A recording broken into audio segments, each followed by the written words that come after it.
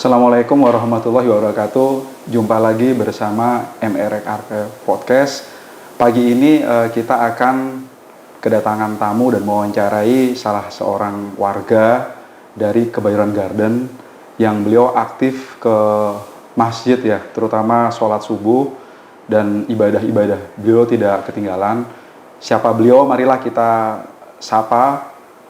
Assalamualaikum Om Dimas, apa kabar? Waalaikumsalam warahmatullahi wabarakatuh. Baik Om Anto, apa kabarnya juga nih? Alhamdulillah baik nih kabarnya nih.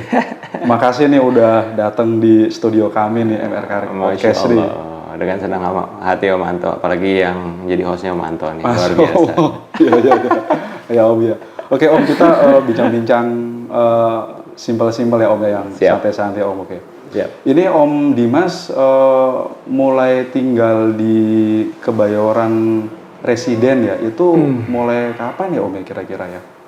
Kapan ya residen itu? Udah lama ya, udah 5 tahun kali ya Om. 5 tahun ya. 5 tahun ya. Tahun 2000 saya pindah itu tahun 2019. 2019 ya. Iya. Jadi lama. Udah cukup lama ya. Alasannya tinggal di Kebayoran residen ini apa nih Om Dimas ini? Sebetulnya kalau bicara Bintaro, Bintaro itu bukan lingkungan yang baru ya. Lingkungan kecil saya sudah di daerah sini meskipun Bintaro coret ya. Jadi sekitar Bintaro. Bintaro, iya. Dulu saya tinggal di daerah sini itu dari saya tahun sekitar sini dari tahun 86. Oh, ya. 86 udah lama juga ya. Yang dulu notabene pinggiran Bintaro tapi sekarang udah tengah ya karena makin keluasan Bintaro ya. Udah tengah ya. Ya kalau ceritanya sih panjang karena biasalah proses dari kehidupan memperbaiki diri karena saya latar belakangnya kan dari dunia seni, biasa melalui banyak proses ya untuk pendewasaan. Akhirnya ya membuat ke arah hidup ini lebih rapi, lebih syar'i ya. Banyak hal-hal yang mungkin keputusan-keputusan yang kurang populer gitu. Tapi niatnya untuk memperbaiki diri salah satu saya pindah ke sini lingkungan juga kondisi yang membuat saya bersih ya pada saat itu karena apa ya karena saya latar belakangnya dari dunia seni saya juga udah pelaku usaha udah lama salah dulu kan BM BM tuh apa ya banyak mau banyak ingin yang cara-caranya mungkin kurang tepat gitu. Nah, jadi langkah bersih-bersih dan memperbaiki diri ini yang membuat saya mengkondisikan hidup lebih apa adanya. Oke. Oh jadi pindah ini salah satunya juga mau pindah lingkungan segala macam ya. Lingkungan segala banyak agar bisa lebih baik ya. Iya. Ya. Jadi Om Dimas ini saya lihat kan subuh nih, terutama subuh ini kan sering ke masjid nih, hampir nggak ketinggalan nih. Apalagi kalau nggak lagi ada di luar kota ya. Ini subuh ini apa nih yang mau motivasi nih sholat subuh gitu? Ya seperti yang kita tahu ya pahala yang ada di dalamnya ya qobliyah subuh itu ya itu kan lebih besar dari dunia beserta isinya kita tahu itu. Dan subuh itu waktu yang memang ya kalau kita di Islam itu ya keluar rumah juga habis subuh harus bisa keluar rumah gitu diawali dengan juga mencari keberkahan dengan bisa subuh berjamaah di masjid ataupun di musola-musola tempat kita tinggal karena alhamdulillah di residen ini kan lingkungannya juga dipenuhi banyak dengan musola jadi memang secara lingkungan juga sangat mendukung dan soal subuh itu sendiri juga banyak di dalamnya juga awal mula kita mau beraktivitas tuh dimulai bukan hanya ibadah tapi kita bisa bersilaturahim dengan warga apa segala macam itu melakukan aktivitasnya masing-masing. Jadi kalau bicara subuh konteksnya banyak sekali ya. Banyak sekali ya. Dan mendisiplinkan hidup juga supaya lebih tertib gitu kan. Biasanya kalau misalnya kita subuh pasti kita nggak bisa namanya untuk subuh di masjid berlama-lama untuk begadang, melakukan aktivitas yang penting karena dianjurkan juga ya kita habis ibadah isya itu kalau nggak ada hal yang penting ya diwaktukan untuk langsung istirahat gitu. Supaya juga tidurnya cukup, bangunnya juga bisa qiyamul lail bisa lebih awal gitu ya. Gitu. Tapi coba kita dari subuhnya juga, dari malamnya juga pola hidupnya juga tidak tertib gitu ya. Begadang. Otomatis subuhnya pasti ya bisa subuh pasti kan berat ya, gitu maksain segala macam. Iya. Juga pada akhirnya kayaknya kesannya yang penting kayak menggugurkan kewajiban aja gitu ya. Iya, padahal sebenarnya nggak begitu ya. Ngantuk gitu.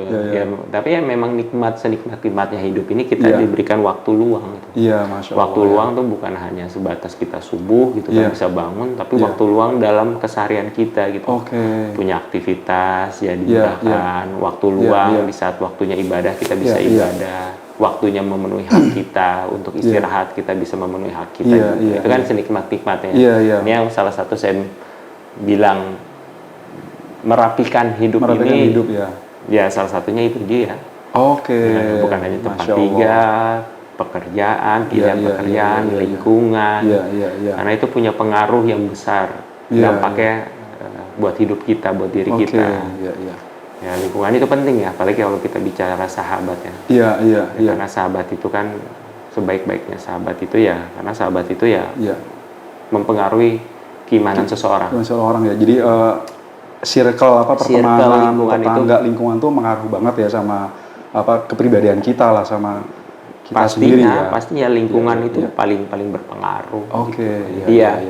Kalau guru-guru bilang hal yang sederhana, yang terpenting itu cari tempat tinggal itu bukan hanya dari lokasi yang premium. Yang premium, betul. Yang terpenting cari rumah itu sebetulnya lingkungan. Lingkungannya apa? Dekat masjid. Dekat masjid ya, Insya Allah. Itu senikmat-nikmatnya punya rumah dekat tempat ibadah, masjid, musola, segala macam. Tetangga-tetangga, teman-teman yang baik ya. Karena saya pernah dapat cerita ya dari guru ya. Ya ada sebuah keluarga ini kan menyampaikan aja ya. Ya beliau ya ibaratnya dari sisi ekonominya tuh mapan ya. Alhamdulillah berikan keturunan ya. Ibaratnya si orang ini ya, si bapak ini, si keluarga ini ya curhat lah sama guru. Saya gimana anak saya kok bandel, susah diatur, segala macam ya. Padahal sekolahnya di sekolah premium gitu ya. Lingkungannya juga. Lingkungannya bagus lah ya. Awalnya guru itu datang, pas datang guru itu ngisilah kajian di rumahnya. Terus habis itu waktunya tuh pas banget mau maghrib. Terus guru, saya mau sholat dulu ya Pak gitu ya. Saya mau ke masjid. Masjid di mana? Ada Ustadz, tapi agak jauh di sana, segala macam gitu kan. Keluar komplek apa luar pastornya ke sana gitulah dia bilang. Pendek cerita. Si bapak ini nawar sholat di sini aja Ustaz. Saya di masjid aja. Bener lah dia jalan, ternyata masjidnya tuh jauh. Masjidnya jauh karena masjidnya cukup jauh. Akhirnya dia nunggu sampai isya kan. Sampai isya dia balik lah ke rumah itu baru. Ya pendek cerita, bapak itu baru mau cerita tentang permasalahan keluarganya dan anaknya. Terus ya akhirnya guru itu ya nggak ngomong panjang lebar gitu. Bapak punya rumah mana? Ya saya punya rumah di sini, punya rumah satu di Jakarta, di Kebayoran, punya rumah di sini. Kenapa tinggal di sini? Ya karena mungkin temuannya lebih besar, kawasan lebih premium. Terus guru itu cuma bilang sederhana aja. Ya sebaiknya bapak pindah rumah. Sebaiknya pindah rumah yang dekat masjid gitu. Pindah rumah, kan punya rumah dekat masjid. Belum curhat masalah keluarganya, belum curhat masalah anaknya. Jadi solusinya dikasih. Soalnya cuma belum cerita, udah bapak pindah masjid. Saya permisi pulang dulu Pak gitu. Cuma kita pulang satu aja ya. Bapak pulang. Ya setelah guru itu pulang ya intinya terjadilah diskusi antara orang tua ya, bapak dan ibu, suami dan istri. Itu cerita, ini kita belum cerita apa segala macam. Ustadz, saya belum ngomong permasalahan anak saya segala macam. Saya baru mau cerita, udah kok konteksnya malah suruh pindah rumah gitu ya.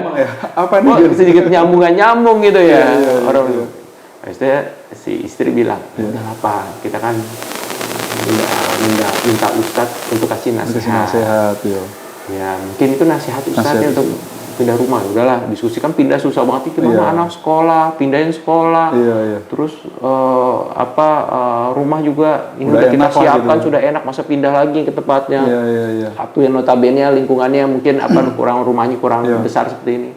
Ya pendek cerita dia akhirnya pindah lah beberapa bulan kemudian. Ya akhirnya ketemu saat itu lagi.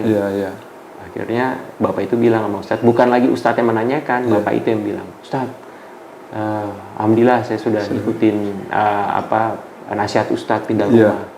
Alhamdulillah Ustadz, anak saya sudah begini, anak saya segini. Ya karena ternyata rumahnya itu depannya masjid, secara pengaruh perkembangan anaknya itu sendiri, lingkungannya sudah positif. Gitu. Oke, mau nggak mau. Jadi kasarnya anaknya mainnya di masjid, dekat masjid, ketemulah dengan anak-anak yang sering ke masjid. Anak ke masjid, meskipun notabene anak ke masjid juga nggak hanya untuk ibadah, mungkin dia bermain-main di masjid, segala, tapi lingkungannya ya dia mainnya di masjid, one day dia akan juga menjadi pada dasarnya hidupnya nggak jauh dari masjid. Jadi ibaratnya kalau anak-anak lari-lari, main apa segala macam itu sesuatu yang harus kita syukuri positif gitu ya. Positif ternyata. Keluarga ini alhamdulillah Allah jaga dan Allah berikan hidayah ya.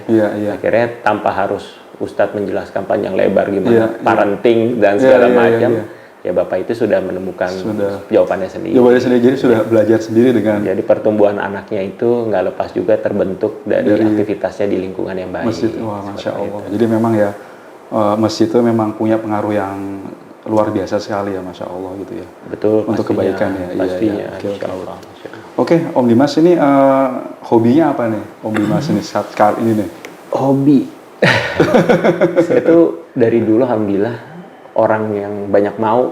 Banyak mau dalam arti sekarang konteksnya kan alhamdulillah positif ya. Dari dulu dari zaman sekolah suka hobinya olahraga. Olahraga Hobinya dulu ya biasalah zaman itu otomotif gitu ya.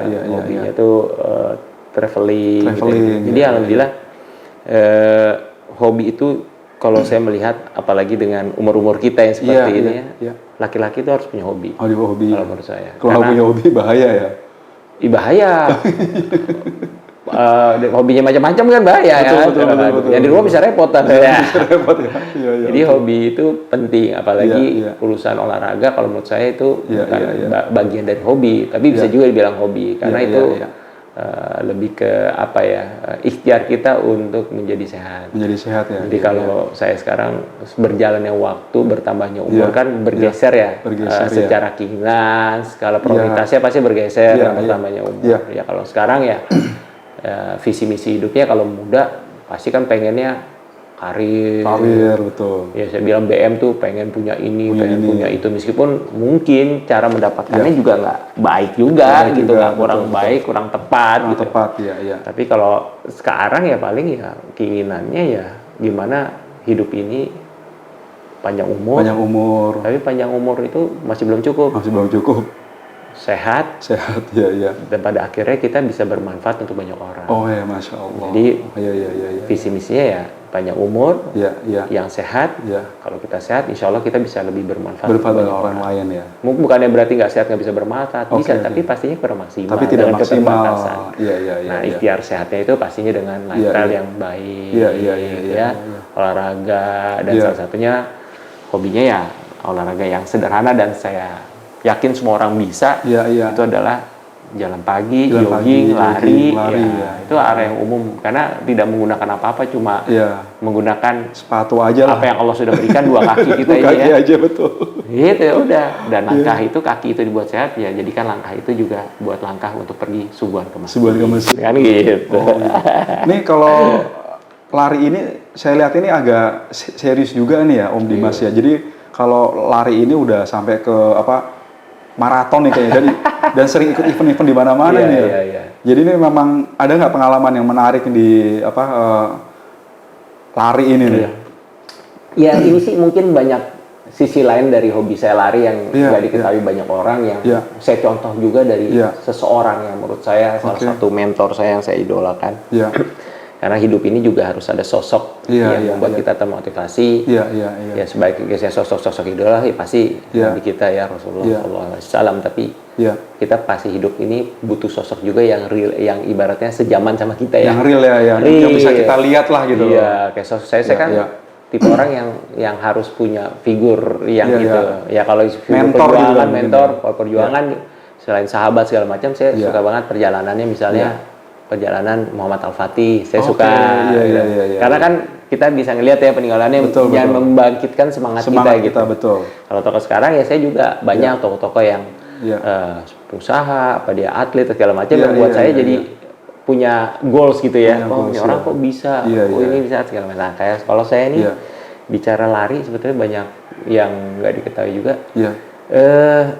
Ya lari itu menjadi momentum waktu, karena gini, di saat kita lari apalagi maraton itu kan minimal kita membutuhkan waktu. Kalau misalnya sudah sering latihan ya saya lakukan itu biasanya 4 jam gitu ya. Tapi pada umumnya kalau baru mulai lari kan biasanya 6 jam, butuh waktu 6 jam untuk menyelesaikan jarak 42 kilo kan. Betul. Nah, waktu itu kan waktu yang nggak sebentar. Iya, cukup lama itu. 3, minimal 3 lah, 3 jam nggak lama. 4 jam, apalagi 5 jam, 6 jam, apalagi lama. Apakah mau kita isi lari itu sesuatu olahraga yang unik? Karena kenapa? Di saat kita maraton, bayangin ya, di mana waktu, di saat kita berkumpul beramai-ramai, tapi di situ kita sudah tidak bisa ibaratnya ngobrol. Iya, bisa ngobrol. Segala macam. Jadi kita bayangin kita di padang mahsyar ya. Rame, tapi semuanya kan udah fokus dengan masing-masing ya. Kalau mau kita tarik ibaratnya apa yang akan terjadi di kehidupan kita kan banyak hikmah yang bisa kita ambil. Tergantung angle-nya kita mau mengambil sisi itu dari sisi seperti apa, positif apa enggak. Kalau kita mau narik ke angle itu kan kita lari rame-rame, ya Allah, ini kita rame tapi udah fokus diri kita sendiri, bawa napas aja udah berat kan. Boro-boro suruh ngelari sampai ngobrol. Karena orang udah fokus gimana mencapai garis finish dengan kemampuannya masing-masing. Yang sering latihan, konteksnya ibadahnya rajin. Kalau kita analoginya seperti itu ya. Ibaratnya sedekahnya, zakatnya segala macam bermanfaatnya, ya ibaratnya itu mungkin Allah akan lancarkan sampai garis finish. Tidak ngos-ngosan lah gitu ya. Iya kan, karena dia biasa latihan. Tapi kalau kita bicaranya larinya juga jarang latihan, ya betul. Ibadahnya juga ya asal ibadah, wajib kan. Pasti kan jalannya juga tidak mulus ya waktunya. Nah, kalau kita tarik konteksnya seperti kan bisa kan. Udah ngos-ngosan. Bener nggak? Iya, betul. Sisi positif. Main bisa. Ternyata lari ini seperti itu. Nah, saya tuh tipe orang selalu setiap apa yang saya jalani selalu mengambil hikmah. Mengambil sisi pembelajaran. Jadi bukan hanya sebenarnya, karena apa yang kita lakukan kan qadarullah, Allah sudah takdirkan. Waktu nggak bisa berulang. Tapi apa yang saya podcast sama Om Manto kan mungkin ini sesuatu yang kebetulan. Betul. Ini kan memang Allah takdirkan. Allah sudah takdirkan. Pasti ada hikmah di balik ini semua. Pasti ada pembelajaran dari pembicaraan kita ini. Kan gitu ya. Betul. Nah, saya orangnya selalu seperti itu, mengambil pelajaran. Satu itu lari. Kedua, lari itu saya jadikan waktunya saya untuk bermuasabah diri. Karena di saat kita lari segala macam, ibaratnya kayak kita bisa diskusi sama diri kita sendiri. Lari, ya minimal apa yang bisa kita lakukan, kita bisa berzikir. Minimal kalau kita ibaratnya lagi sambil lari sambil zikir ya. Sambil zikir bisa kan, kita juga lagi ibaratnya ibaratnya ya Allah. Ya ibaratnya sambil lari kita bisa mengulang apa yang memang kita hafal ya. Surat-surat yang kita hafal misalkan. Nah, itu kan bisa kita lakukan juga sebetulnya. Jadi banyak hal yang bisa kita lakukan di aktivitas itu gitulah. Kenapa makanya saya bilang saya senang olahraga lari ya, bukan hanya buat saya sehat tapi banyak hal-hal positif yang bisa saya lakukan juga di saat-saat seperti itu. Jadi memang goalsnya itu dianalogikan seperti kita akan di padang mahsyar ya. Ya kalau saya ya apapun itu kalau saya ada mikir. Jadi agar dibikin mirip-mirip. Jadi seolah kalau ibadah kita, latihan kita kurang, ya pasti nanti di sana juga kita akan ngos-ngosan deh. Dan lari itu memang kan dari diri kita sendiri ya. Jadi kita nggak mungkin ngobrol, nggak mungkin menyapa segala macam tuh. Bisa aja susah. Ngobrol kalau mampu. Iya, karena kan jaraknya kan 42 kilo itu bukan jarak yang sedikit. Dan gitu itu kan nggak jalan. Iya, dan nggak jalan gitu. Lari, konsisten lari dan kan ada target waktu juga kan. Kalau kita sampai pelan ya bisa jangan-jangan 6 jam, 7 jam. Iya, gitu kan. Kalau bicara benar-benar lari ya lari konsisten kan, betul, seperti betul. Gitu sih ya. Jadi memang ya Masya Allah. Jadi memang ternyata baru tahu tuh saya tadi ternyata dengan lari tadi dianalogikan seperti itu nih. Masya Allah. Jadi makanya jadi semacam kayak me time gitu ya berarti ya. Iya, betul. Me time tapi dengan kegiatan positif lah gitu ya. Ya kalau kita tarik dengan apa yang saya suka lari, tapi aktivitas lain juga bisa kita tarik hikmahnya kalau kita juga ibaratnya mau juga menarik itu dari sisi positifnya, waktu untuk memperbaiki dirinya tuh bisa. Iya. Sejak kapan nih Om Dimas mulai mungkin lari udah lama tapi mulai serius nih mau latihan terakhir mengejar dengan maraton tadi kan kalau sekedar lari ya lah mungkin hampir semua orang kalau lari pasti bisa lah ya pasti bisa, tapi mulai kapan konsisten nih mulai konsisten mulai serius ini mulai kapan nih? Cukup lama ya. Saya mulai bebenah diri gitu menjadi lebih baik gitu ya, maksudnya ya secara ibadahnya, hidupnya juga secara pilihan hidupnya juga itu dari sekitar tahun 2011 2012 ya. Maksudnya untuk lari ini maksudnya? Untuk larinya nggak jauh dari situ 2013. Jadi itu menjadi sebuah satu rangkaian. Jadi sekalian itu ya, berarti. Kalau orang bilang umumnya orang bilang menjadi lebih baik hijrah gitu ya. Jadi kehijrahan saya tuh lebih dari bukan hanya hijrah dalam sisi ibaratnya diri saya untuk memperbaiki secara ibadah, gaya hidup segala macam. Tapi segala turunannya juga sehat. Jadi sehat itu kan sekalian ya berarti. Wajib. Kalau kita bicara dulu sahabat Rasulullah itu kan orang bukan yang obesitas yang sehat. Gimana mereka berjuang, mereka ibaratnya membela agama Allah segala macam, nggak mungkin. Badannya juga nggak proporsional, nggak kuat segala macam. Nah itu kan bagian dari meniru apa yang dilakukan sama Rasulullah gitu kan. Jadi memang sudah disiapkan semua. Jadi sekalian tanda kutip hijrah tadi, ini kita juga dengan pola hidup yang hijrah juga ya. Hijrah juga. Iya.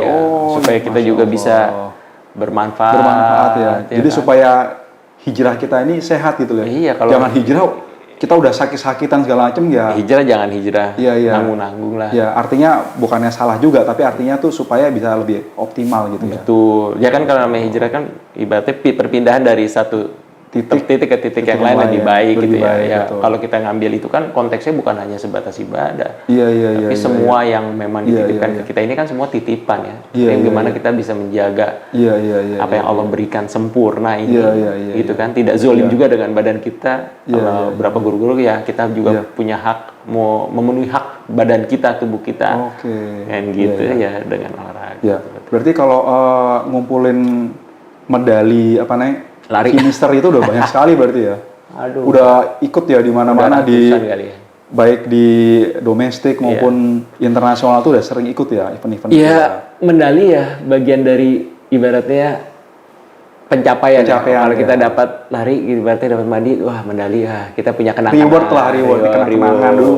Pernah menyelesaikan di sini. Sebenarnya bukan jadi tujuan ya, cuma hanya pengingat lah gitu ya. Karena kalau maraton itu sebetulnya kan ada 6 major world major ya. Jadi 6 maraton itu yang diakuin di dunia yang tertua. Nah, itu yang kalau saya dari dunia larinya, biar saya juga udah selesai ini harus goal saya ini, itu ada 6 sebetulnya. Yang diakuin dunia tertua. Yang paling tertua itu kalau nggak salah tuh Boston. Terus di Amerika itu ada 3, New York, Chicago. Di Eropa tuh ada 2, Berlin sama London. Yang terakhir di Asia ada 1, itu Tokyo Marathon Jepang. Nah, jadi kalau misalnya dunia lari, biasa lagi kalau dunia sepeda mungkin beda. Kalau di maraton itu semua anak maraton tuh lari tuh pasti pengen menyelesaikan 6 world major itu. Jadi kayak trackingnya gitu ya. Iya, dan mereka saling berhubungan. Kalau kita selesai di satu yang ini bisa di Berlin, itu data kita sudah ada di world major di 5 lagi. Yang biasanya terakhir tuh yang ibaratnya goals terakhirnya tuh yang diselesaikan yang paling susah tuh ada Boston. Karena Boston itu harus punya waktu tertentu untuk bisa masuk ke situ. Kalau nggak mau ya harus mengeluarkan biaya cukup besar untuk ikut charity, untuk ikut lari. Itu tuh berarti karena waktu harus sekian menit, sekian jam gitu atau gimana? Iya, kalau mau secara normal masuk gang di Boston Marathon, itu harus waktunya sesuai umur. Kalau umur saya ini bisa dapat Boston Marathon tuh waktunya harus beres 3 jam setengah. Oh, jadi disesuaikan umur ya kan? Iya. Saya lihat ada yang sampai umurnya 70 tahun. Bisa, gitu. Kalau 70 tahun mau ikut Boston pasti standar umur finishnya lebih ringan. Mungkin di 5 jam udah bisa dia masuk ke Boston. 5 jam bisa gitu. Tapi kalau umur saya mungkin masih harus 3 jam 30 kalau mau masuk secara normal. Kalau masuk ikutan bisa nggak? Bisa, tapi harus keluar biaya besar. Pace-nya berapa tuh bisa nyelesain sampai 3 jam tuh? 3 jam, 30. Iya. Normal pace-nya? Iya, normal pace-nya berapa? Normal pace-nya itu ya mungkin di sekitar minimal ya 4 besar ya, 4 ya? 5, pace 5 ya? 4 itu ya? Lumayan juga ya? Kencang juga ya? Jadi nggak bisa santai gitu ya? Nggak bisa. Pace 5 minimal. Konsisten ya? Konsisten pace 5. Ya? Konsisten 5, jadi 4-5 ya berarti ya? Ya 4-50 lah. 4-50 sampai 5 itu untuk beres di 3-30. Kencang gitu. Kencang ya berarti ya? Dan itu nggak bisa orang berhenti. yang masih awal-awal nggak bisa tuh pasti ngos-ngosan. Iya. Dan itu nggak boleh berhenti juga. Nggak boleh. Ya berhenti itu kadang-kadang nggak ada berhenti kan. Minum pun kadang-kadang kan cuma gini. Ya cuma sambil langsung itu ya. PC jaga. Jadi nggak mungkin dia sampai jalan gitu, nggak mungkin. Ya nggak memenuhi waktu. Pasti nggak memenuhi waktu udah. Ya artinya bisa tapi nggak mungkin waktunya terpenuhi ya. Jadi benar-benar memang stamina itu harus kuat banget ya. Betul. Jadi nggak cuma kencengnya aja lah gitu ya. Jadi staminanya. Iya, tapi balik lagi Om, nggak bohong lah. Ibaratnya latihan itu kan nggak membohongi hasil. Betul. Jadi sama aja kayak kita ibadah. Kalau kita latihannya segala macam ya, insya Allah hasilnya juga betul. Beda gitu ya. Meskipun ya bukan berarti kita jaminan juga. Jaminan nggak betul. Tapi kan itu kan ikhtiar kita ya, masalah nanti hasil gimana kita serahin sama Allah. Kita juga nggak bisa sombong juga kita sholat udah ngaji udah pasti kan nggak belum bisa. Tentu juga. Udah kesannya udah pasti masuk surga gitu kan. Ya, meskipun ternyata rahmat Allah itu kan sangat luas. Sangat luas betul. Tadi intinya kita ikhtiar ya. Kayak itu juga sama ikhtiar juga belum tentu kita bisa finish juga ya. Tau-taunya di tengah perjalanan kita kesleo gitu bisa juga. Belum tentu juga kita panjang umur. Betul. Kalau yakin hidup sehat, makan sehat, olahraga nggak tentu juga. Tapi kan kita nggak pikirin di situ kan. Iya. Kita hanya kan kita ikhtiar. Ikhtiar memenuhi hak kita apa yang memang disuruh sama agama.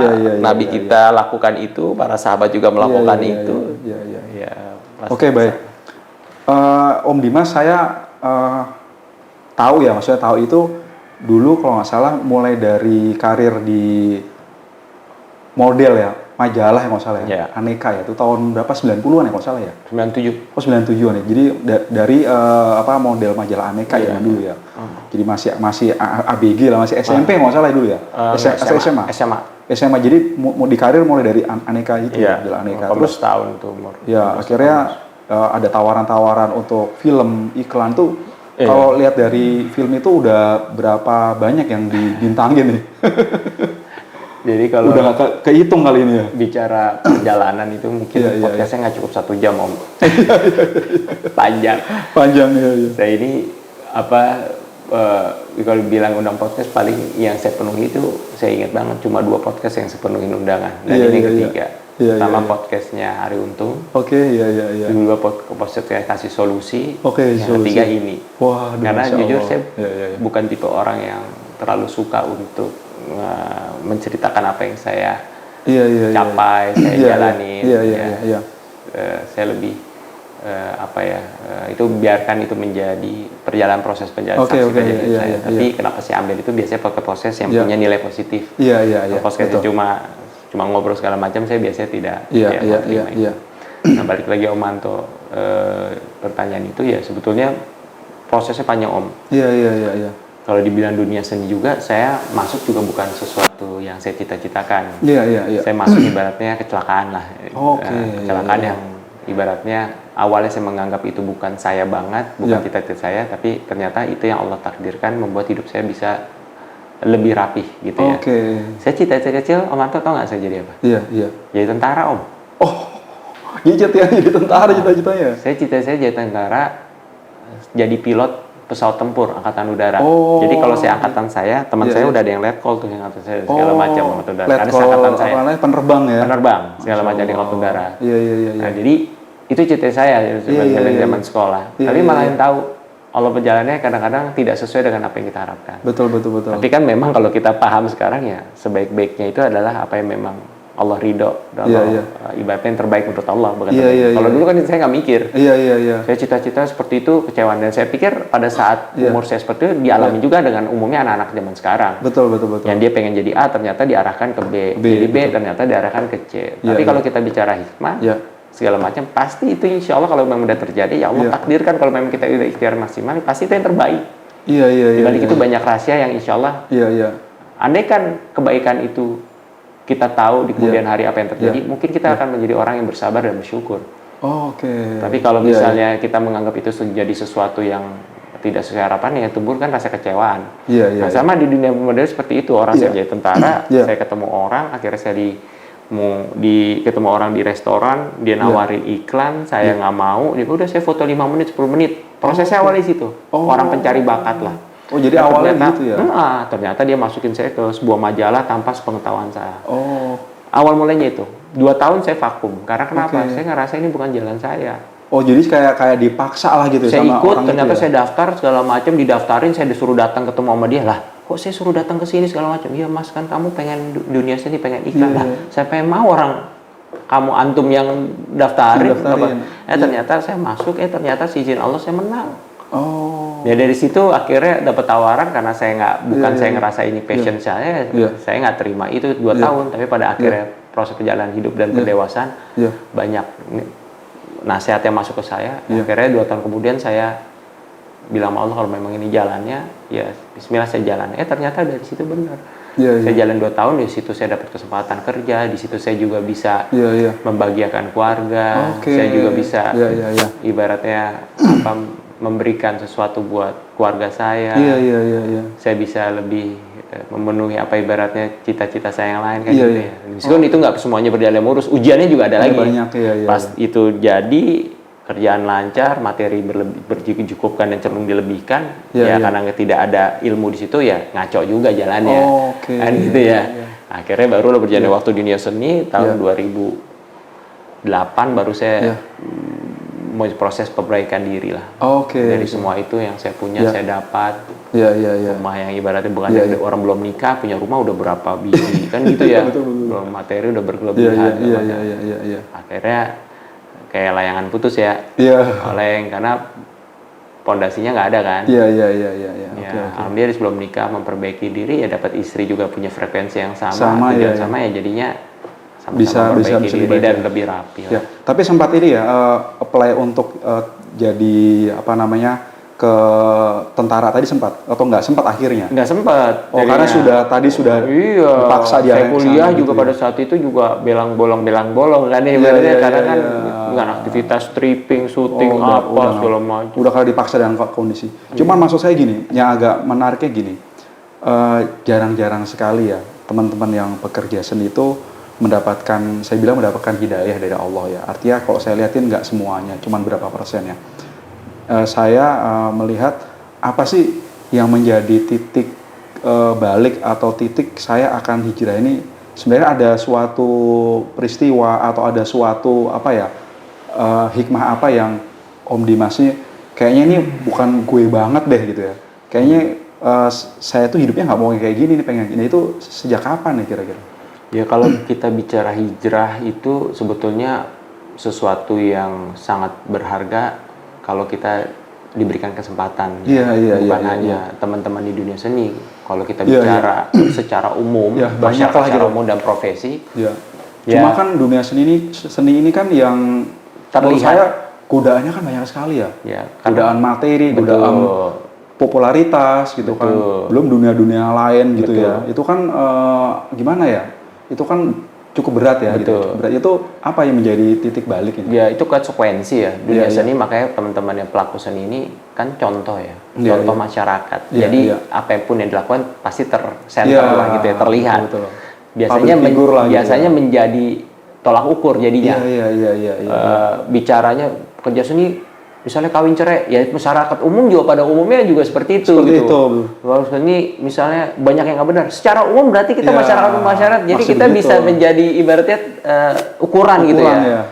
Karena benchmark ya ibaratnya seperti itu. Tapi balik lagi ke Om Hanto bilang triggernya ya. Seperti apa ya, masing-masing proses hijrah orang kan berbeda-beda ya. Kalau saya pendek cerita sih mungkin ini prosesnya kalau bicaranya juga panjang. Saya pernah bahas ini juga. Singkatnya ya, karena saya diberikan pengingat itu dari sebaik-baiknya pengingat. Sebaik-baiknya pengingat apa? Allah. Ya pastinya, tapi apa yang kita ingatkan pada akhirnya kita diingatin sama Allah sebaik-baiknya. Kalau biasanya kalau dia diingetin itu udah maksimal kita biasanya menjaga. Itu kan kematian, Om. Kematian, ya. Bener ya? Iya, betul. Kita udah dikasih pengingat, udah dikasih kematian, betul. Kematian sebagai pengingat itu kematian. Orang udah diingetin mati nggak berbuat baik juga. Wah, itu harus benar-benar mau muhasabahnya, mau apa lagi diingetin kan gitu ya. Jangan sampai ternyata kita udah dicampakkan gitu ya. Kan sedih ya. Nah, saya bagi pengingat itu kematian bukan hanya sekali 2 kali. Saya dari zaman sekolah berkarir pasti namanya teman punya sahabat ya. Lingkungan yang dekat. Karena saya sebelum menikah itu alhamdulillah Allah kasih kelebihan materi, punya rumah segala macam yang tempat ngumpul teman-teman saya. Kadang saya kerja, mereka ngumpul di rumah saya, event itu main PS apa segala macam. Dan beberapa orang yang memang cukup aktif lah dengan latar belakang macam-macam profesi ya. Ada yang badannya sehat, ada yang instruktur fitness, ada yang memang mereka orang seni juga, ada yang memang cuma teman di lingkungan gitu. Nah, yang baik-baik pengingat itu, mereka itu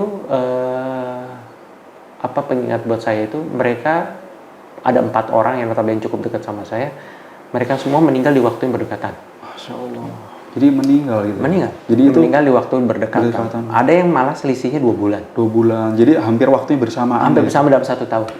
Jadi itu yang menjadi salah satunya ya. Kalau bicara meninggal itu khusus di khususan yang tua, itu berlaku di orang yang tua konteks dulu. Yang kejadian sama saya. Betul. Karena yang meninggal itu umurnya nggak tua. Umurnya rata-rata 30-an.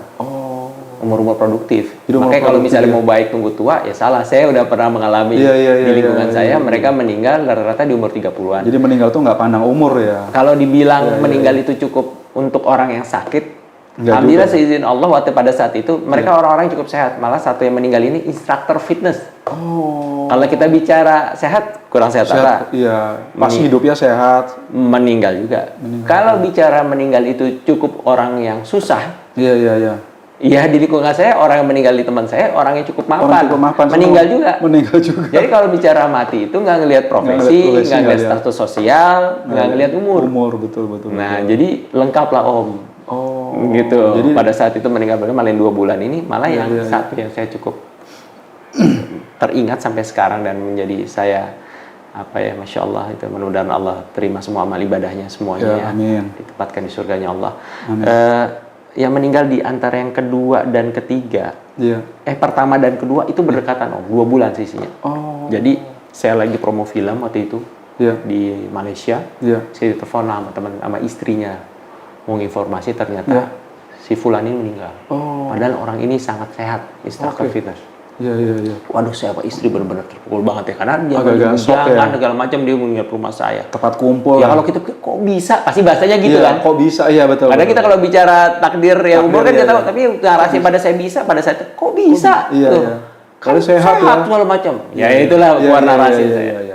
Saya pulang ke Indonesia, pada saat itu saya pulang, ketemulah sama sahabat saya yang juga pada saat itu tinggal di rumah, punya istri juga. Terus dia bilang gini, pada saat itu saya udah lagi proses perbaikan diri nih, ya minimal dengan sholat nggak pernah bolong lagi lah, gitu ya. Terus si teman saya yang satu ini, yang masih hidup itu ya, dia bilang ini, habis ini yang meninggal siapa duluan ya, bro, dia bilang gitu kan, dia bilang, dia manggil saya bos lah, karena dia tinggal di rumah saya, biasa lah kita kan bos-bos kalau sama teman kan biasa kayak gitu ya, bukan berarti saya bosnya gitu ya. Terus habis ini meninggal siapa duluan ya bos gitu. Terus dia nyetok sendiri, ya paling gua duluan gitu dia bilang ya, dia nyetok gitu. Tapi saya cetukin lagi, so tau lo emang umur tangan lo gitu kan. Saya bilang gitu sama dia. Iyalah bos gitu, paling gua doang. Ya lo kan sehat. Gua kan enggak, lo kan suka olahraga maksudnya dia bilang. Lah kalau bicara olahraga yang meninggal ini apa kurang suka olahraga. Betul. Kan gitu kan ada lagi kan seperti itu kan. Relate dong gitu kan. Habis itu saya bilang lagi sama dia. Ya. Gua bilang umur mati itu pasti. Saya bilang pasti. Gitu kan. Tapi kita akan lebih sedih ditinggal sama orang yang kita cintai, disayangin, yang secara zohir ya, kembali lagi mata kita kan belum tentu Allah itu maha pengampun, rahmatnya sangat besar segala macam. Menurut mata gua, saya bilang itu orang yang gue cintai itu meninggal di kondisi yang gue lihat lagi jauh dari Allah. Nggak sholat, betul. Lagi banyak maksiat. Kita sedih dong. Iya. Orang yang kita cintai kalau patok gitu kan, masjid segala macam gitu. Tapi kan saya juga meninggal gitu. Tapi kalau saya bilang saya masih sedih banget gitu. Tapi saya sedih, tapi saya bahagia. Kalau lo gitu saya bilang kita punya teman, punya sahabat, punya orang kita sayang meninggal. Tapi kita tahu secara zohir yang terlihat taat segala macam. Kita sedih pasti, tapi kita bahagia. Tapi kan masih bahagia. Kita tahu orang ini orang baik, yang diomongin itu kebaikannya, amal solehnya. Benar nggak mantap? Betul. Itu yang saya ngomongin ke dia pada saat itu. Ya qadarullah pada saat itu Allah pada saat itu mungkin kena di hatinya. Sholatnya rajin om. Sholat 4 waktu, segala macam. Ya 2 bulan kemudian saya ditelepon lagi sama istrinya, tinggalnya waktu itu di daerah Serang. Tiba-tiba dadakan om meninggal om. 2 bulan kemudian. Setelah itu setelah om itu. 2 bulan yang meninggal karena serangan jantung.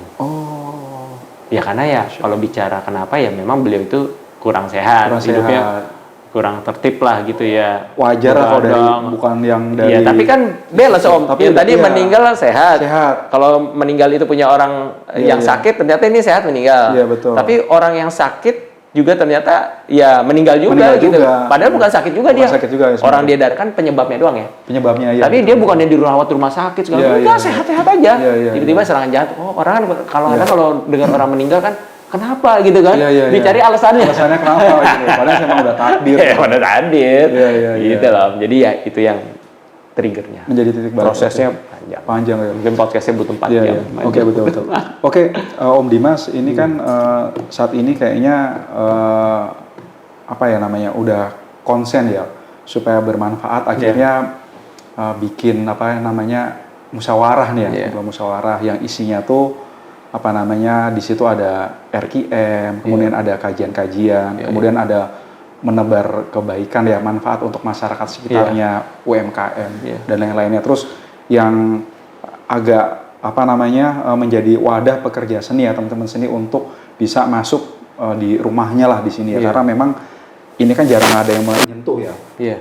Nah ini apa namanya gimana nih kegiatan-kegiatan musyawarah ini sebenarnya tujuannya segala macam itu gimana nih Om? Iya kalau bicara musyawarah menjadi salah satu rangkaian hidup pengen jadi lebih baik Om ya. Iya betul. Saya bilang kan musyawarah itu hadir itu 2011 Om.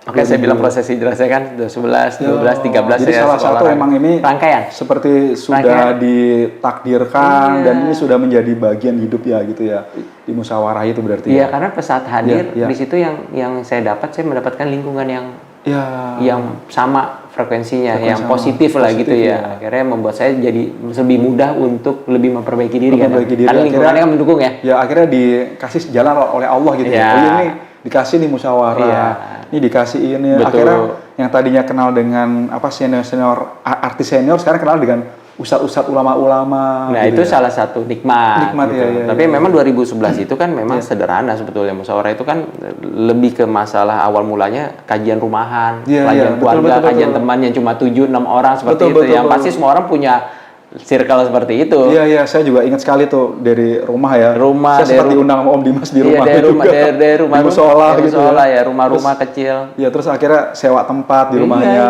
Macam-macam lah gitu ya. Primus ya sempat diundang Primus juga gitu, dua Primus. Sempat. Jadi kalau bicara musyawarah sebetulnya nggak semuanya pekerja seni. Awalnya awalnya. Tapi berjalannya waktu itu kan kumpulan orang-orang yang punya niat yang sama untuk memperbaiki diri. Jadi semua profesi ada di situ Om. Hampir semua profesi ada di situ. Tapi memang sekarang lebih berjalannya waktu kita juga nggak pernah tahu, bukan kita menjalankan musyawarah itu kan banyak orang di sana yang punya niat yang sama ya. Tapi memang ya pada saat itu ya alhamdulillah Allah memudahkan aja gitu memudahkan dan memberikan amanah lebih gitu loh. Di saat kita menjadi lebih baik, what next apa? Karena kan gini, dikasih tanggung jawab oleh Allah gitu ya. Sebaik-baiknya kita itu yang bermanfaat buat orang lain. Betul. Jadi tujuannya pastinya apa? Bermanfaat yang pasti harus punya legacy kan? Iya, punya legacy. Nah, legacy itu yang memang sekarang yang harus kita pikirkan supaya itu bisa kebaikan itu menjadi amal soleh yang turun-menurun kan gitu ya. Betul. Nah, pada akhirnya 2018 terbentuk menjadi suatu lembaga yayasan ya. Ya baru lebih, ya Allah kasih amanah lebih itu baru tahun 2000 Covid lah, awal 2011. Covid ya. 2011 ada lembaga pendidikannya, ada Baitul Mal. Itu bukan sesuatu yang dari awal sudah kita rencanakan seperti layaknya kita membangun corporate, ada KPI-nya gitu ya. Betul. Enggak sama sekali. Jadi ibaratnya ngalir aja Om. Ngalir aja, kenal Om Anto, lingkungan, masuk teman-teman yang notabene pengusaha, teman-teman yang aktif di bidang lainnya. Ngumpul aja jadi satu ya akhirnya. Kok kayaknya dituntun untuk ini lembaga terus tiba-tiba tempat ada akhirnya jadi wakaf kayak gitu. Kita nggak pernah tahu target hari ini harus wakaf, ini harus nggak ada Om. Jadi ada jalannya. Saya tipenya tuh orangnya mengalir gitu. Om. Saya tipenya gitu ya. Jadi ya saya pikir ya memang ini bentuknya amanah yang semakin hari tuh menjadi suatu yang bukan membuat kita puas, tapi membuat kita semakin juga takut. Karena apa? Kalau bicara amanah kan rasa takut itu muncul bukannya untuk berlebihan takut karena saya enggak, lebih ke masalah ini amanah. Kita jangan sampai ujuk-ujuk cari pahala. Karena dapat dosa. Karena apa? Karena kita tidak bisa amanah menjalankan. Ya makanya butuh orang-orang bersama-sama yang satu bisa pemahaman, satu visi ya. Makanya banyak kolaborasi dengan masjid, dengan komunitas lain. Karena namanya hal yang positif lah ya. Ya karena kebaikan itu kan bukan hanya tugas segelintir 1-2 orang. Itu tugas kita sama-sama semua. Betul.